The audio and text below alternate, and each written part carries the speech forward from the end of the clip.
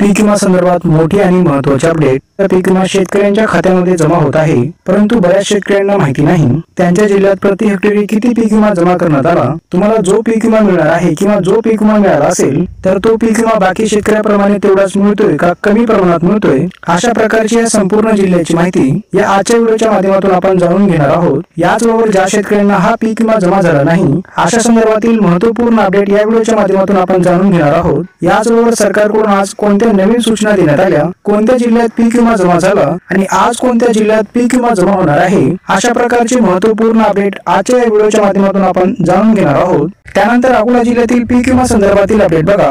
पूर्ण अकोला जिल्ह्यात प्रति हेक्टर 5,000 रुपये पीक विमा जमा होत आहे, तर 5,000च्या वर पीक विमा जमा होणारे शेतकरी अतिशय कमी प्रमाणात आहेत. याचबरोबर जालना जिल्ह्यातील अपडेट बघा.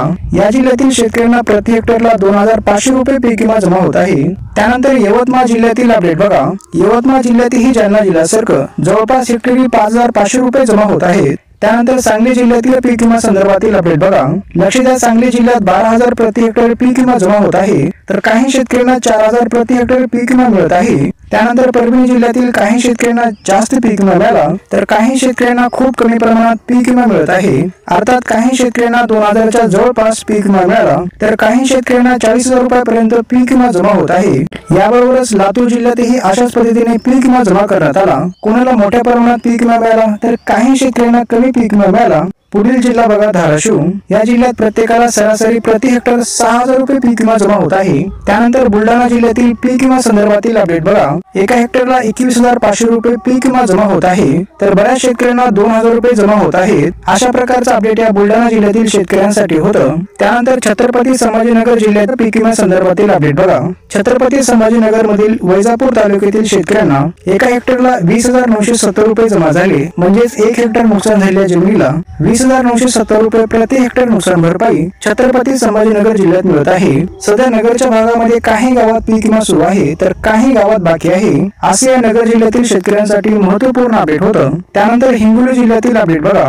या हिंगोली जिल्ह्यात 2024च्या पीक विम्यासाठी पात्र असलेल्या शेतकऱ्यांना कापूस उत्पादक क्षेत्रासाठी प्रति हेक्टर 6,051 रुपये पीक विमा मिळत आहे, तर कोणाला 2,500च्या खाली पीक विमा जमा होत आहे. अशा वेगवेगळ्या अमाऊंट मध्ये हा पीक विमा हिंगोली जिल्ह्यात वितरित करण्यात आला. त्यानंतर नांदेड जिल्ह्यातील पीक विमा संदर्भातील अपडेट बघा. शेतकऱ्यांना एका हेक्टरसाठी खूप कमी प्रमाणात पीक विमा जमा होत आहे. अर्थात 2,500 रुपयाच्या आतमध्ये ही रक्कम शेतकऱ्यांच्या खात्यात जमा केली जात आहे. याबाबतच मोठ्या प्रमाणात शेतकऱ्यांना अजूनही पीक विमा मिळाला नाही. बाकी अशा प्रकारे सांगितल्याप्रमाणे शेतकऱ्यांच्या खात्यात पीक विमा जमा होत आहे. काही शेतकऱ्यांना अद्यापही हा पीक विमा मिळाला नाही, तर बऱ्याच शेतकऱ्यांना पीक विमा मिळाला, तर त्यांच्या खात्यात अशा पद्धतीने हा पीक विमा जमा करणं सुरू आहे.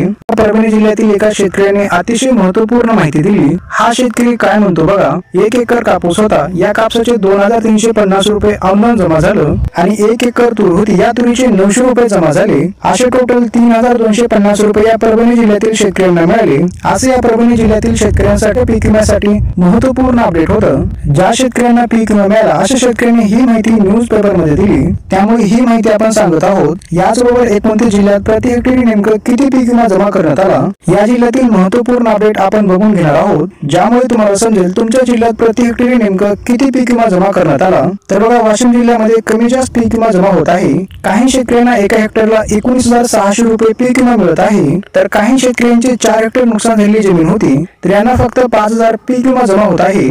असे वाशिम जिल्ह्यातील शेतकऱ्यांसाठी अपडेट होतं. त्यानंतर नागपूर जिल्ह्यामधील अपडेट बघा. एका हेक्टरला 19,000 रुपये जमा होत आहेत, तर काही शेतकऱ्यांना प्रति हेक्टर 2,900 रुपये जमा होत आहेत. तर नागपूर जिल्ह्यात बऱ्याच शेतकऱ्यांना अद्यापही हा पीक विमा मिळालेला नाही. अशा प्रकारचं नागपूर जिल्ह्यातील शेतकऱ्यांसाठी महत्त्वपूर्ण अपडेट होतं. त्यानंतर परभणी जिल्ह्यातील अपडेट बघा. काही शेतकऱ्यांना हेक्टरी 38,000 रुपये जमा झाले, तर काही शेतकऱ्यांना 6,000 रुपये पीक विमा जमा झाला, तर 3,000च्या आतमध्ये पीक विमा जमा होणारे शेतकरी खूप कमी प्रमाणात आहेत. असे या परभणी जिल्ह्यातील शेतकऱ्यांसाठी महत्त्वपूर्ण अपडेट होतं. बाकी याबद्दल काही नवीन अपडेट येईल, ती अपडेट पुढील व्हिडिओमध्ये सांगितली जाईल. त्यासाठी आपल्या चॅनलला सबस्क्राईब करा. धन्यवाद.